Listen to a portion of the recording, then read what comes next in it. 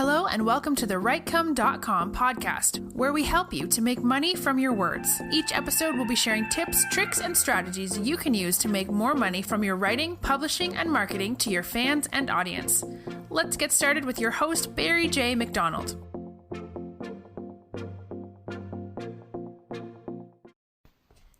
Hi, this is Barry here, and you are very welcome to today's podcast episode from Writecome.com.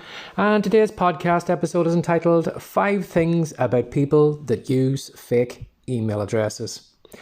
Now, the one thing that used to piss me off a long time ago was when you would write a report, you would put together a video course, you would put up a landing page, you would put up the opt-in page, and you would wait for people to subscribe.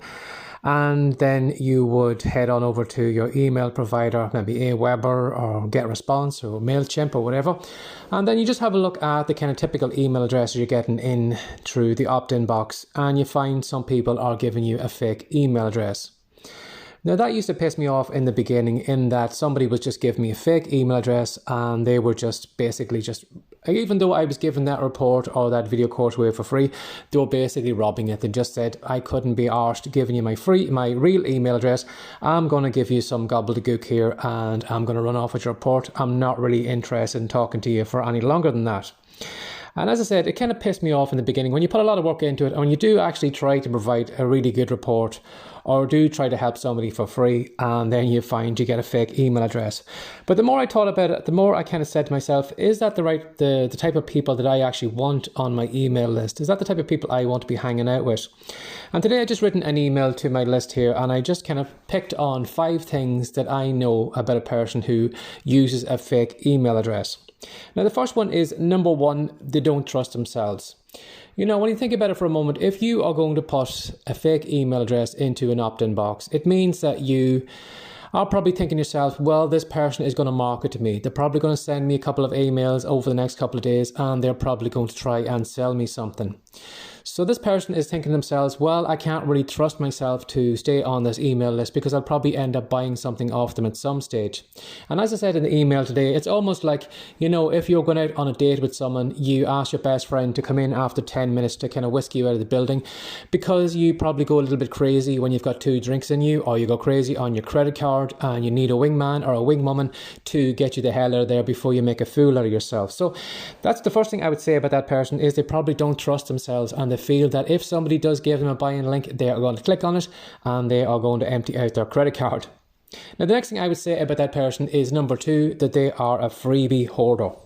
You know, you look like those people on the TV show, you know, you see where somebody goes into the home and you can barely swing a cat in the house because it's that packed full of newspapers and furniture, old toys, and in some cases human waste in the house.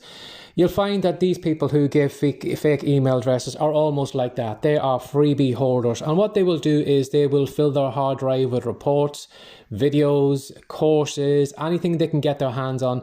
They will fill all that. And like those people in those hoarding shows, if you say to them, well, you'll need to clear up that hard drive, you'll need to get rid of these free reports, you'll need to get rid of that video course, stuff that they've never even looked at, they're going to look at you and say, no, I need to hold on to it because at some stage it may be important to me.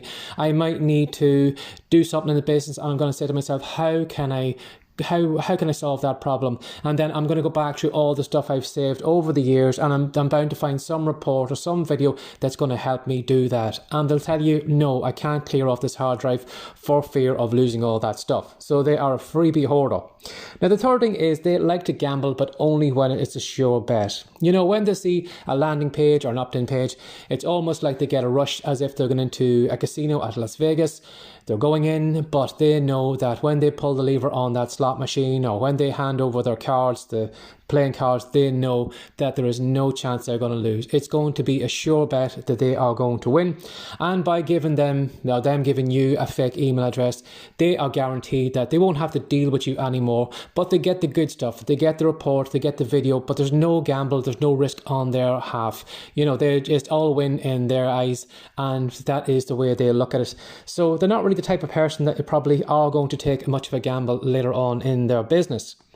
And again, too, they're not action takers. If somebody joins an email list and can't roll down to the bottom of the email and click on the unsubscribe link and unsubscribe from that list, you've got to really wonder what that type of person, what they would actually be able to do in their business. What actions could they take? Because when you think about it, if somebody can't scroll to the bottom of an email and click on a link, or if somebody sends you an email and says to you, would you take me off your email list?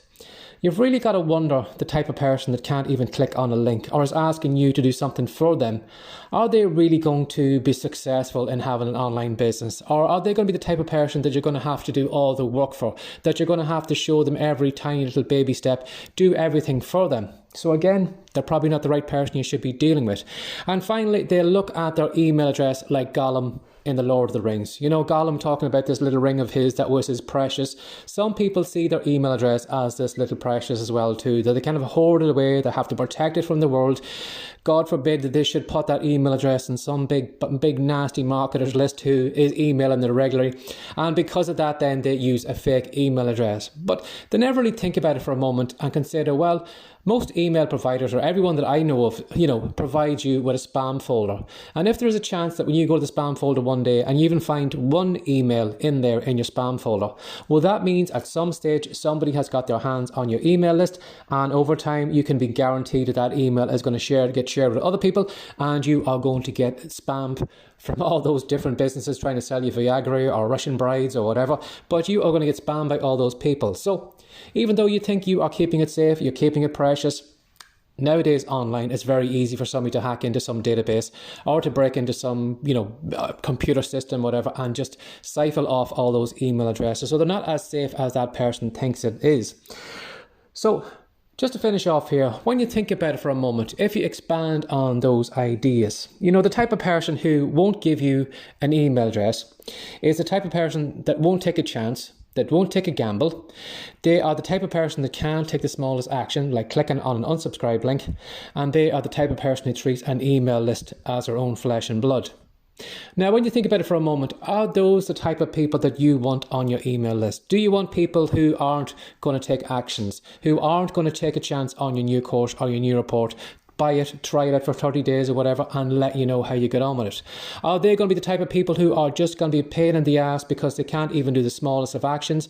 They're going to keep emailing you saying, how do you do this and how do you do that? And even though you've clearly showed them all the steps, if you find that you have to take a lot of action for that person, again, as I said, are they the type of person that's going to be successful in any business online? I very much doubt it.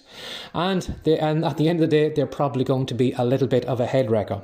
So if you are doing any email marketing right now, and maybe if you are looking at your email list and you're just a bit angry at some of the emails that are on the list, people are putting fake emails, maybe it's time to rethink and just say to yourself, you know something, I'm really glad that person put that fake email address in, because at this point, that means now I can't contact them anymore. That means that they are no longer in my life. I'll have no more dealings with them. And are they the type of person I want to be emailing regularly? Are they the type of person I want to be selling my products or hanging out with? Chances are very good that they are not. And if you are someone who uses a fake email address, I would maybe really reconsider what you're doing, because as I said, if you look back over that list, I'm sure you will probably find a lot of that is ringing home. So, as always, if you'd like to find out more about Writecome and what I'm doing on the Writecome site, head on over to Writecome, that's WRITECOME.com. Now, on the homepage, if you are willing to give me your real email address, if you're not, you can give me a fake email address if you want to. I don't really care, but it says more about you than it says about me. But if you want to go over to the Writecome site, we have a great blueprint, which is called How to Become an Online Celebrity.